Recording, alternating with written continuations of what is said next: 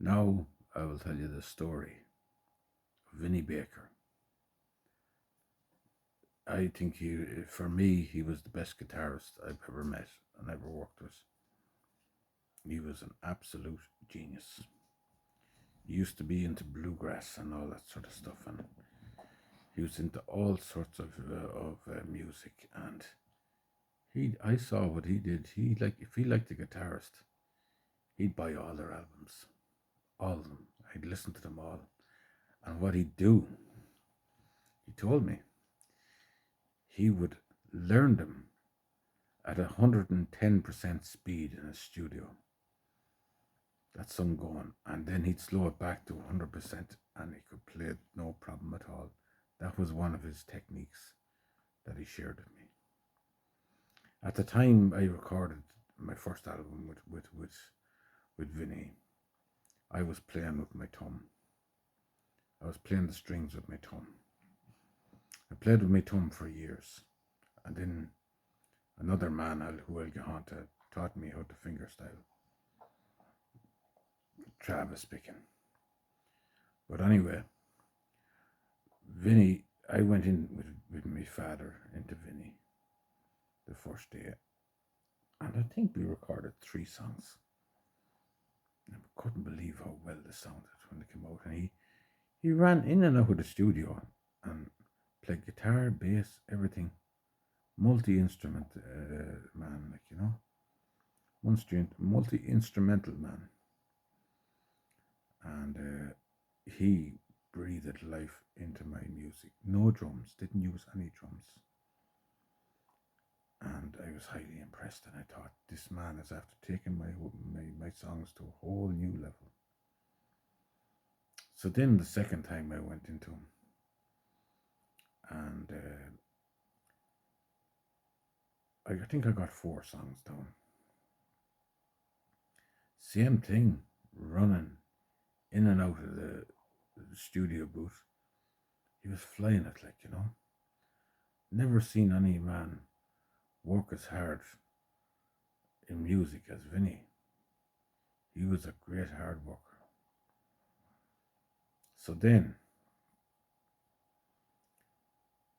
I got a few guitar lessons off him and group guitar lessons. But he was so advanced. It was hard to pick up. He was so advanced. And I was pure amateur. And well, compared to him, he was a world-class musician. He knew Brad Paisley, all those American country singers. He knew them all out in Nashville. He was friends with them all, met them all. He'd pictures all over his walls of country stars out in America in the studio. And he was the show band era.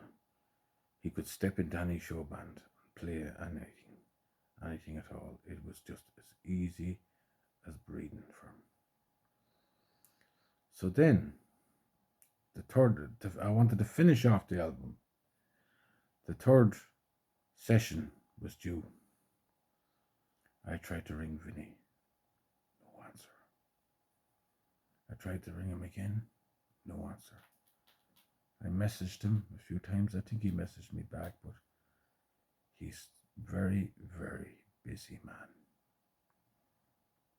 So I thought, what am I going to do? It was a year.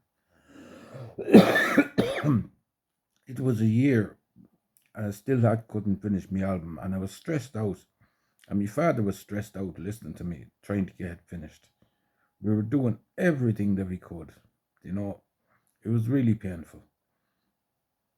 And I just couldn't get him. So then I went to another studio. I wrote the song, Vinny's song. Vinny, for God's sake, answer the phone. I'm waiting to record my album. Frank Kilbride played it on the Shan site. He picked it out of all the songs. And Frank is no longer around in the public now for many reasons. So I recorded this song in another studio and I emailed it to Vinny. that got me back into his studio. He was playing a gig down in Leonsborough, and there was another man that I had a history with in sessions. That one time I picked up his guitar to play a song, and I bumped it off the table, and he never forgave me.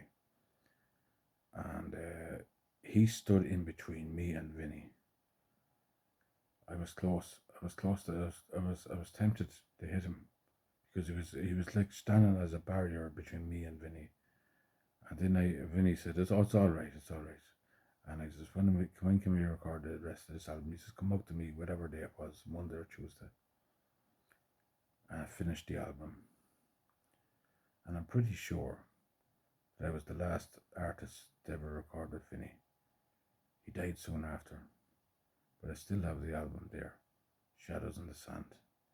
So that's how writing a song for someone can open the door that is firmly shut. Because I was so frustrated for so long trying to get him. And the album did well, it sold well for me. But I only put it in a handful of shops. And I went around the country, around the area, into pubs. I played a few songs and I tried to sell one of them.